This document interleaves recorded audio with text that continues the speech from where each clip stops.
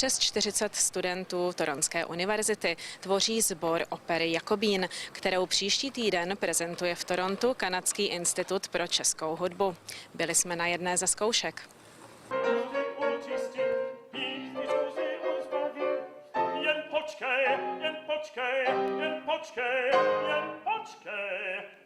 The Canadian Institute of Czech Music was a group that was founded in 2013 to help promote and preserve Czech music in Canada, to promote research of Czech music and to promote performances of Czech music.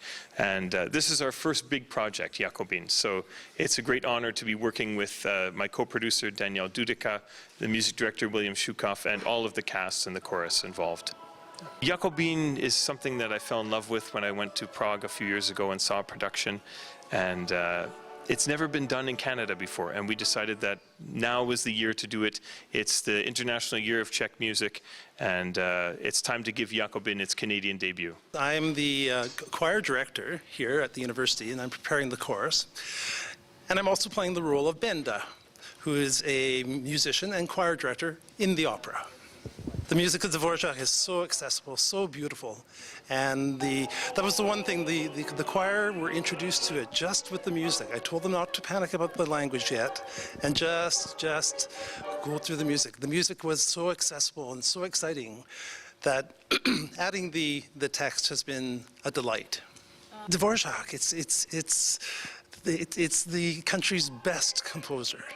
It's all the various characters. The choir get to play a variety of different people.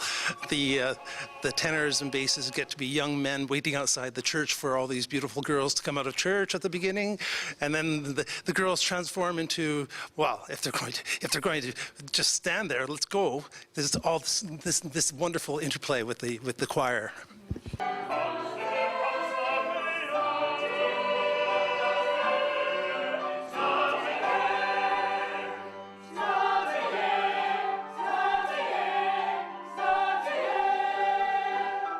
There are just so many wonderful sort of combinations of consonants that are so unfamiliar to the native English speaker, right?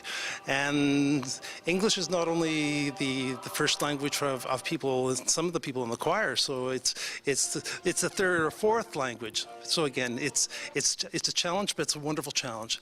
And I've been so impressed with the choir. They've been so enthusiastic and so undaunted by the challenge of the language and of the music, of the program. It's great. I'm music director, coach, conductor, coordinator of Opera by Request, the co-producing company, and just about anything else that comes along that nobody else is looking after, which doesn't happen very often because I've got a very good team helping me with this project. Very much a part of the process is the language, as you've been hearing from everybody. That's our biggest challenge, and also our goal, to be as accurate and as idiomatic with the language as a group of non-Czech people possibly can be. But generally, as with every other language, it's the fast passages that need to be very, very crisp, very rhythmic, and everything pronounced as though it were our native language, and it's always the challenge.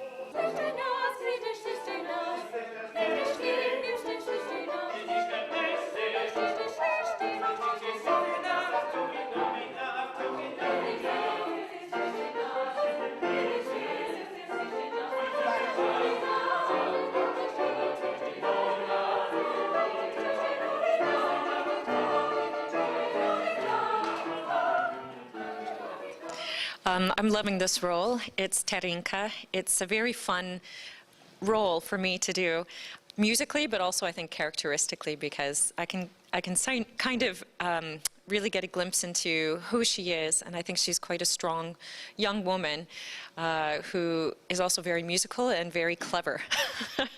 Clever in terms of how to deal with her father and the person that she really loves, and how to deal with, you know, everybody around her and the situation in the village. I love this opera. The more that I listen to it, the more that I love it. The only thing that I can really say is that this is a really incredible piece of music, and I'm so excited that we've all agreed to do this and that we have so much support within the community to do this show, and I'm very looking forward to it. The choir is an option at the university. They get a credit for it. They have to audition for the choir at the beginning of September, and they start rehearsals the second week of September. And it's, like I say, with an audition process, and they are told at the beginning of the year what the projects are going to be working on. Last year, this choir, which was made up of some different students, we did the opera Carmen. And it was wonderful. We had 1 month.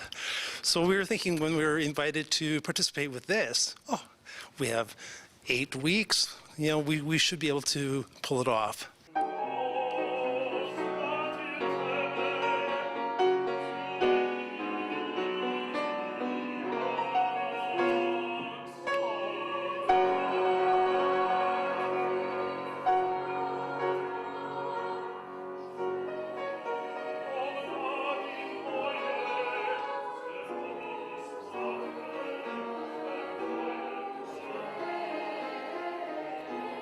I came into this class, the vocals choir class.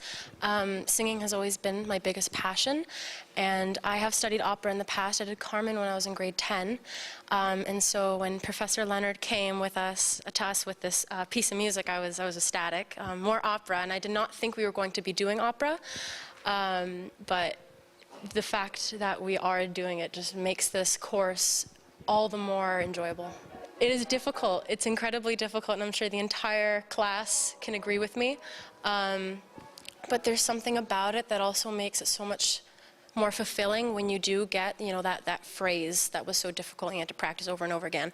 And when you get that phrase, though, because it is such a difficult language, it is so fulfilling.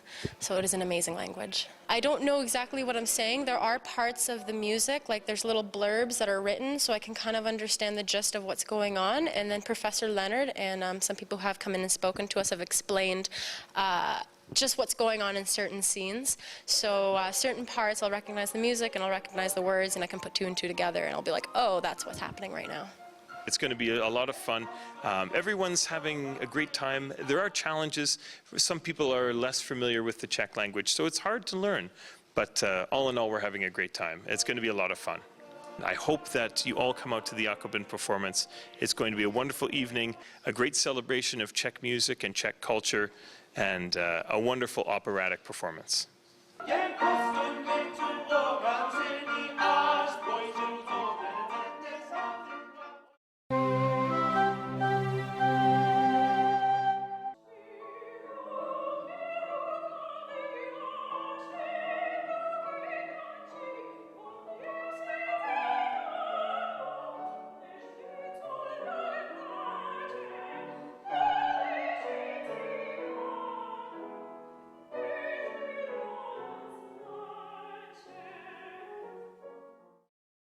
We chose Dvořák because, first of all, this is the 110th anniversary of Dvořák's death this year, and Dvořák is something that's very close to my heart. My PhD work is in Dvořák vocal music, and most of his music is still unknown as far as vocal music. Janacek and Martinu and even Smetana's vocal music is very well known. Dvořák, everyone thinks of the orchestral music, so we wanted to make sure the vocal music was heard. I sang the biblical songs and the Opus 82 4 songs, a Vodnik's aria from Rusalka, the Pukrabi's aria from Jakobín, and some duets with Daniel. I thought it was wonderful, and you could see as we were singing the songs, they understood the songs, they understood what they meant, especially the last duet about missing your homeland and wandering through foreign lands and missing the songs. You could see people understood it. I had a fantastic time. The audience was so receptive, and just to be able to sing for these people was an amazing experience. You could really feel connection with everybody. I sang love songs by Dvořák and the gypsy songs, as well as an aria from Jakobín. It's Terinka's aria, which is a role I'll be singing in October, and of course, Song to the Moon. For me, he's a very powerful composer. It's something that speaks directly to my heart. It's music that moves me immediately, and I feel something very powerful when I'm working on the music, but also when I'm listening. So I derive much pleasure from both somebody else performing Dvořák or when I get to work on Dvořák.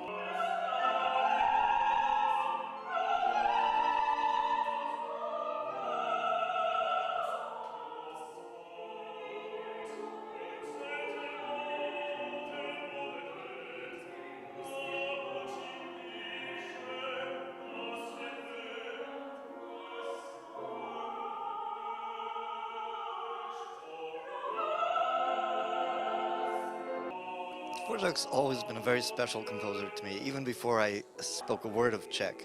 Actually, his cello concerto was the first concerto I conducted, and his Eighth Symphony was the first symphony I conducted. So, totally coincidental. But as a pianist, it's always been unfortunate, I find, that his piano music is not well known, just as his orchestral music, his vocal music is not better known. It's perhaps not as flamboyant as some other composers, but it's wonderful. And who knows, maybe I'll do an old Dvořák piano recital one of these days. There was the atmosphere, the electricity tonight.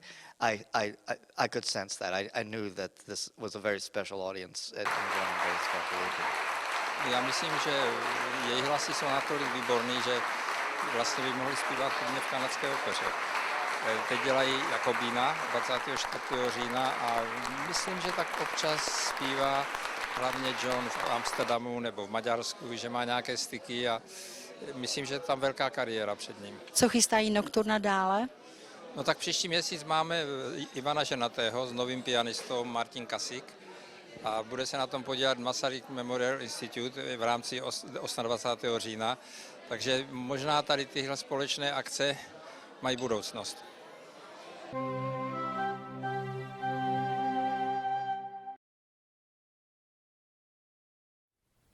Hi, I'm John Holland. And I'm Bill Shukov. And I'm Danielle Dudica.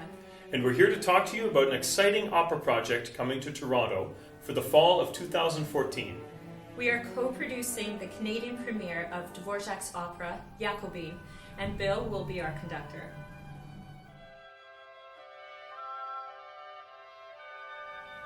Dvořák's Jakobin is a work filled with comedy, drama, and beautiful music. The opera will be produced in the original Czech language as Dvořák had intended. This production is presented by the Canadian Institute of Czech Music in conjunction with Opera by Request and with support from the Ontario Arts Council.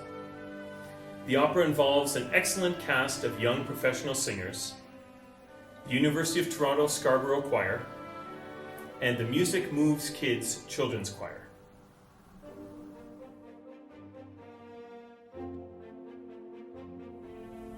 2014 is a celebration year of Czech music, and this is why we've decided to have the performance of Dvořák's Jakobín on October 24th, 2014.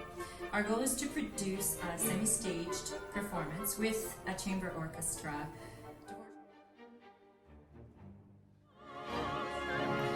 Dvořák's orchestrations are incredible, and in this opera in particular, the colors of the instruments are amazing, and we would love to do it justice. This is why we are here on Kickstarter, as we would really love to fill out our orchestra. Now, many of you may be asking, what is this opera about? Well, the story of Jakobin focuses around a long-lost son named Bohuš, who is returning to his homeland to try and reconcile with his estranged father, the Count. It is believed that Bohuš joined the French Revolution as a Jakobin, a group of ruthless political radicals. Word reaches this small Czech village about the arrival of a Jakobin, and craziness ensues. Mistaken identities, a quirky love triangle between a village burgrave, the daughter of the music teacher, and the village's best tenor, and a cliffhanger ending are all part of the diverse story of Jakobin.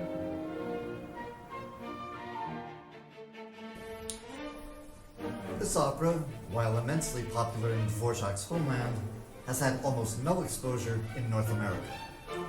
Dvořák's works in the Czech language faced much adversity during his own time and through the tumultuous periods of 2 world wars and a communist regime.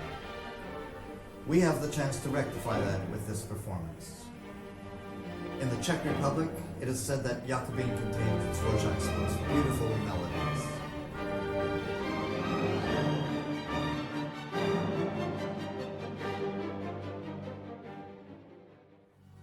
So, where does Kickstarter fit in? Well, thanks to the generous support of the Ontario Arts Council and our private sponsors, we are halfway to meeting our financial goal. So with your thoughtful support, it's going to help cover the singer's fees, the instrumentalist's fees, and travel costs for our children's choir. The the children's choir is commuting from Leamington, Ontario to Toronto, Ontario for the rehearsal process and, of course, the performance. So your help will be much appreciated. We thank you for taking the time to watch this video and for any contribution that you can make to the Jakobin project. We'll see you on October 24th, 2014 at Trinity St. Paul's Centre, Bloor Street and Walmer Road, downtown Toronto.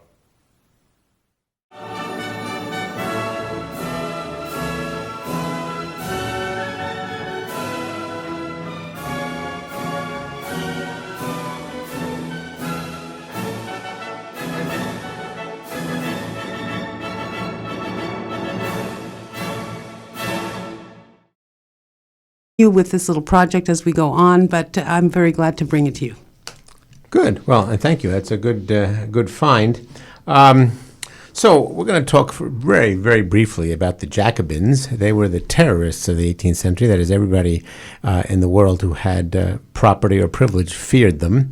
And if you really wanted to scare people and you really wanted to besmirch somebody's reputation, you called them a Jakobin. And Dvořák made a story out of this. He found a Czech writer in the late 19th century, which is about 100 years after the heyday of the Jakobins, and they wrote this little story about a love triangle. Well, it's not really a triangle. There's a village, and there's good guys and bad guys, and the bad guy actually wants to cause the good guy not to get his inheritance so he can grab it instead. I think they're brothers or something.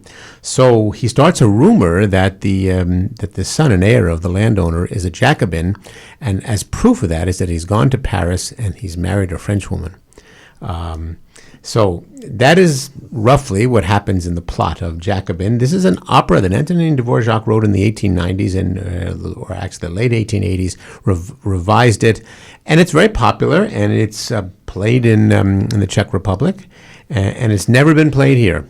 And it's never been heard here until now. It's going to be performed a week Friday night, which is the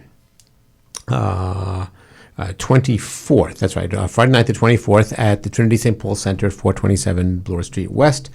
And there's a very nice group called Canadian Czech Music that is going to perform it.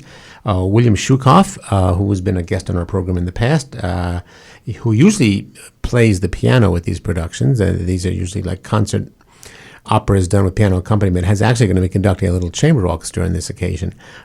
So to find out more about Antonin Dvořák's Jakobin and what's coming up, we spoke this week to John Holland, who is the founder and president of Canadian Czech Music. And so this is the interview with John Holland. My guest this evening on Classical Underground, CIUT 89.5, is John Holland, who is a singer and also represents the Canadian Institute for Czech Music. John, welcome to Classical Underground. Thanks, Phil. Nice to talk to you. And I understand that the city is going to be invaded by some Jakobins, very, very dangerous, frightful people. And, yes.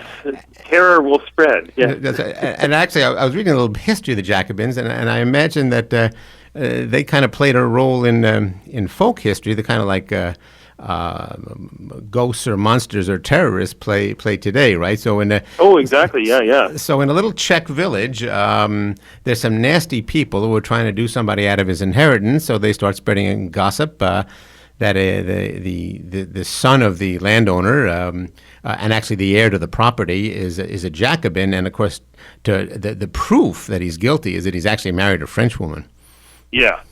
There's it's kind of a piece that looks at how it's almost like the old telephone game, where someone you pass the message along and it gets distorted over the time, and it happens a lot with the villagers in the village. They kind of have this idea that this Jakobin is going to come to enslave them all and persecute them and turn the world upside down. And it's quite a great story. Well, that's very, very timely. And all of this, of course, is an opera by Antonin Dvořák that our listeners know well through his symphonies and through his chamber music and, of course, through Rusalka. But we really don't know Dvořák's operas. And first of all, how many are there? There's 10. That's okay. I didn't even know that, and I like to keep on top of things. And why don't we see them more often? Well, there's a bit of a backstory in regards to when Dvořák was writing them. There was a lot of, in other words, one way of putting it, anti-Czech sentiment. There was a national awakening happening in the Czech lands, and they were figuring out who they were and what their culture was, and looking for nationhood. And but on the other end of the spectrum, there was the idea that the Germanic states were looking to identify what was German and what was not German, more specifically. So anything that was tried to be brought into theaters that wasn't distinctly German at that time was really frowned upon. So Dvořák's operas were almost lost because they never really made it outside of the Czech Republic at the time. And of course, it is good to remember that Dvořák lived his entire life as a subject of the Austrian Empire and would have been legally an Austrian, although I'm sure he considered himself a Czech. But they were just one nationality among many who were under the emperor, right? So, yeah. And he wrote this opera like towards the end of his life, if I'm not correct. Yeah, 1888 was when it was originally written, and then there were revisions of the score. But the actual score comes from 1888. And we're going to have an opportunity to hear it in Toronto, is that right? Yes, it's the Canadian premiere. It's the first time it's ever been performed in Canada. It's only the second time it's been performed in North America. The first performance was a concert performance in the Washington area. How recently was that? I can't remember offhand. I thought it was a while back, though. It's certainly not recent. Certainly not recent. So you've really done something unusual and noteworthy in bringing this forward. And tell our listeners a little bit about what's going to happen in the story. Well, what happens is that Bohuš, the son of the estranged son of the Count, has decided to return home. He is homesick and brings his wife with him. And word gets around the village that there is a Jakobin coming. And like that old game of telephone, word spreads from one villager to the next, and the story gets distorted. And there's the idea that this man will come to enslave them all and persecute them. And but what happens in the end? It's a story about reconciliation. It's a story about love. There's a wonderful little love triangle between the daughter of the village music teacher, the village's best tenor, and the Count's Burgrave, who is kind of a self-important, self-righteous man. And a beautiful little love triangle there. And it's also a story about music. There's tons of music in the story as a transformative power and also as a reconciliation power. The idea that singing the Czech songs while Bohuš and his wife Julie were in foreign lands, they sang the Czech songs to calm their heart. And there's a wonderful scene also with the music teacher, Benda, with the choir, where he's conducting a choir through a piece of his own music in the opera, and it's a wonderful scene. Well, I'm really looking forward to this. Can you tell our listeners when and where and how they get tickets and all those details? Absolutely. The concert is on October 24th at Trinity St. Paul's Church on Bloor and Walmer. The tickets are available by calling our box office, which is 647-969-3498, or visiting our website for the Canadian Institute for Czech Music, which is canczechmusic.ca. Okay, well, that's very nice. Now, could you tell us a little bit about the Canadian Institute for Czech Music, whose name is kind of self-explanatory, but it's nice to know it exists. It's the idea of it was born out of my PhD work. I'm doing my PhD in music history at York University, and I was realizing as I went more and more into Czech music, there was so little of it that was performed. The operas of Dvořák are a major example of it, but works by Smetana, works by Martinu, Janacek, that just never get performed outside of the Czech lands. So, to say nothing of Zelenka, whose name. Zelenka is a very big guy, but there's also other Czech Baroque composers, Devanovsky, Michna. It's amazing how the Czech connections are kind of hidden in the history of classical music. Gluck, his first language was Czech. Wow. Okay. Now I just learned something. Mahler was Czech. Christoph Willibald Gluck was a Czech. Yes, Mahler was Czech. Yeah. Yes, that we knew. Schubert's mother was Czech, Franz Schubert. Yes. The teachers of Mozart, so Stamitz, the Stamitz family were all Czechs. So it's interesting that there's these hidden Czech composers who had to be Germanicized to kind of make their music work. Even Dvořák himself was told by Brahms and others to Germanicize his name and give it a German spelling, which was kind of funny. He was really against that. But, well, I'm glad he didn't do it because we wouldn't know who he was. The Czech spelling's hard enough as it is. The German one looks really awkward to see it. But anyways, the idea of the Canadian Institute for Czech Music came out of the fact that I looked at these works by different composers, Baroque, Romantic, Classical, that just aren't performed. And especially in North America, there's almost no history of performance of the vocal works, especially. And as a singer, I thought, boy, this is a way to introduce new repertoire to Canadian audiences, and it's a way to inspire new research. There's tons of music that is mired in obscurity because no one has bothered to do the research on it. So I think for graduate students looking for new topics, there's a wealth of research topics in Czech music. Well, that's great to know, and we hope that you'll keep in close touch with Classical Underground, because this is certainly an area of music we would like to explore and would like to promote. By the way, I understand that we will also be hearing you sing that night, and in fact, you're one of the bad guys. Is that right? I am, yes. I'm actually playing that self-important, self-righteous village Burgrave. Always the most interesting role in an opera. Oh, yeah. It's people always say to me, "Oh, you're such a nice guy," and I say, "Yeah, but when in the opera world, I play all the villains." Right. So it's fun to play the bad guy sometimes. There's always great music. Absolutely. John Holland, thank you very, very much for coming on Classical Underground today, and we all look forward to the performance of Jakobin.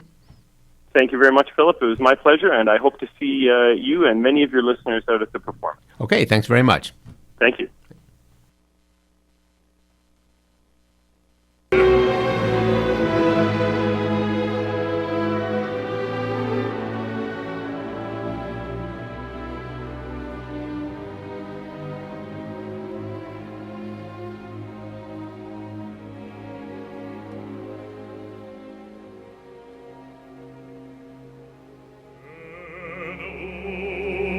Niech dziecka